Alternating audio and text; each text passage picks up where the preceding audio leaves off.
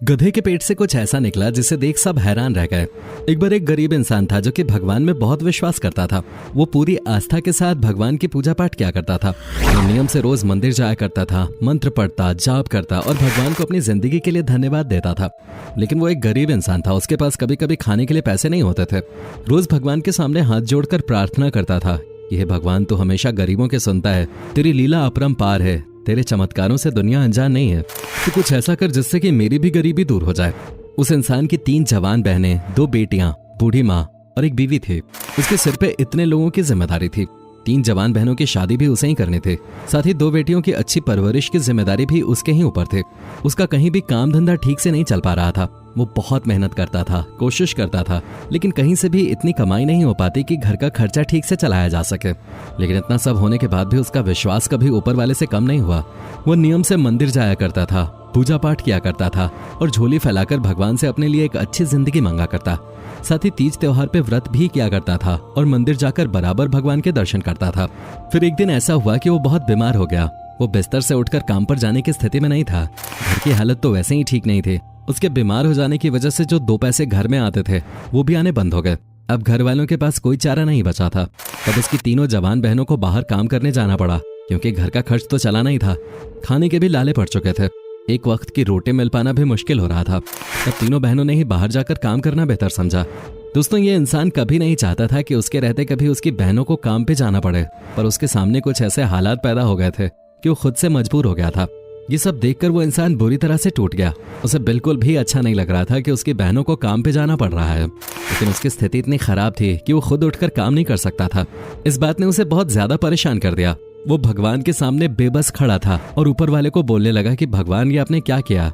वैसे ही मेरी स्थिति इतनी ज्यादा खराब थी। अब मेरे बीमार हो जाने की वजह से मेरी बहनों को बाहर जाकर काम करना पड़ रहा है। मुझे क्यों इतनी तकलीफ दे रहा है तू ऊपर वाला? तू तो सब कुछ देने वाला है और सब कुछ दे सकता है। कुछ ऐसा चमत्कार कर कि मेरी माली हालत ठीक हो जाए। मेरा इतना विश्वास है तेरे ऊपर, इस विश्वास को टूटने मत देना। दोस्तों, इस व्यक्ति को अपने भगवान पर पूरा भरोसा था कि उसके इस मुश्किल घड़ी में उसका साथ भगवान जरूर देंगे, और हुआ भी कुछ ऐसा ही। एक दिन जब वो आदमी पूरी तरह से ठीक होकर अपने नियमानुसार मंदिर जाता है, पूजा पाठ करता है, मंत्र और जाप करता है और भगवान से मांगता है कि हे भगवान, अब तो कोई चमत्कार कर मेरे ऊपर। मेरी 3 बहनों की शादी की जिम्मेदारी है। इतनी बुरी हालत में मैं कैसे उन 3 की शादी कर पाऊंगा? मैं कैसे अपनी जिम्मेदारी निभा पाऊंगा जब मेरे पास देने के लिए कुछ है ही नहीं? हे भगवान, कम से कम मेरी स्थिति को देखकर ही मुझ पे रहम खा ले। मेरी बूढ़ी माँ की दवाइयों पे खर्च, मेरे बच्चों की परवरिश और मेरी 3 बहनों की शादी का खर्च उठाने की हालत में मैं बिल्कुल भी नहीं हूँ। कुछ ऐसा चमत्कार कर जिससे कि मेरा विश्वास तुझ पे हमेशा बना रहे। इतना बोलते बोलते उस इंसान की आंखों में आंसू आ जाते हैं, क्योंकि उसकी स्थिति इतनी ज्यादा खराब होती है कि भगवान के सामने आते ही वो रोने लगता है। वो अपनी पूजा खत्म करके जब जा रहा होता है, तभी मंदिर के बाहर उसे एक आदमी मिलता है जिसके पास एक गधा होता है। वो आदमी बोलता है कि भाई साहब, मुझसे ये गधा खरीद लो। तब वो गरीब इंसान उस आदमी के सामने हाथ जोड़कर बोलता है कि भैया, मैं गधे को खरीदने की हालत में बिल्कुल भी नहीं हूँ। मेरे पास 1 रुपया भी नहीं है कि मैं इस गधे को खरीदने के लिए दे सकूं। तब गधे का मालिक उससे कहता है कि भैया, आप अभी इस गधे को ले जाओ। जब इस गधे से आपकी जो भी कमाई होगी उसके बाद आप मुझे इस गधे की कीमत दे देना। इस बात को सुनकर वो गरीब आदमी सोचता है कि हो सकता है कि इसके पीछे भगवान की ही कोई लीला छुपे हो, और वो उस आदमी से गधे को ले लेता है।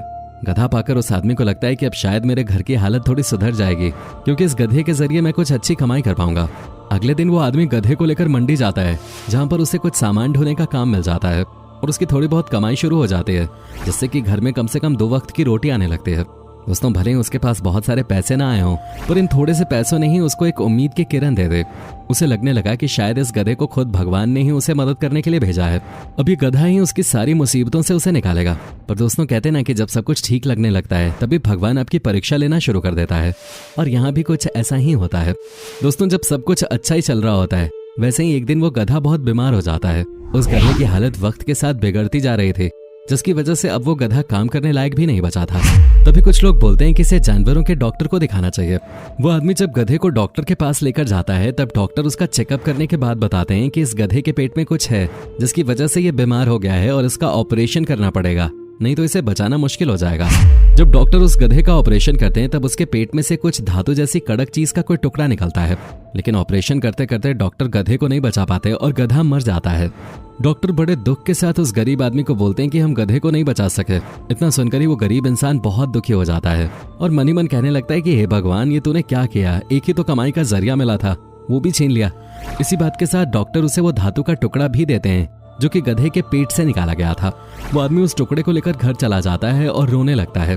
रोते रोते भगवान को बोलता है कि क्यों एक उम्मीद की किरण दिखाई थी, अगर उसे वापस छीनना था, गधे को मेरे पास क्यों भेजा था, अगर कुछ ही दिनों में उसे मरना था तो। ये बोलते बोलते उसके हाथ से वो धातु का टुकड़ा नीचे गिर जाता है।